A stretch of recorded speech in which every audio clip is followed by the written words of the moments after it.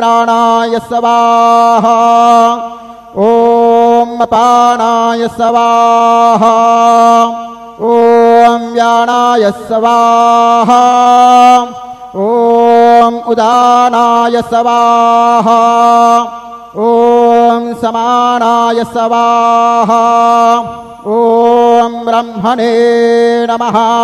नैवेद्यमध्ये पानीयं समर्पयामि पुनर्नैवेद्यं निवेदयामि।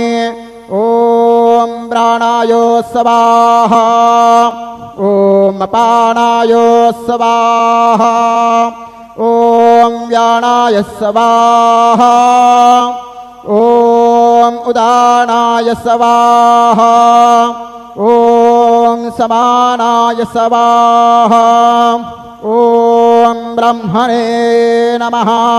नैवेद्यं समर्पयामि हस्तप्रक्षालनं समर्पयामि मुखप्रक्षालनं समर्पयामि।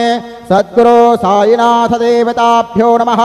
शेषोपचारार्थे प्रार्थनापूर्वकं नमस्कारं करोमि।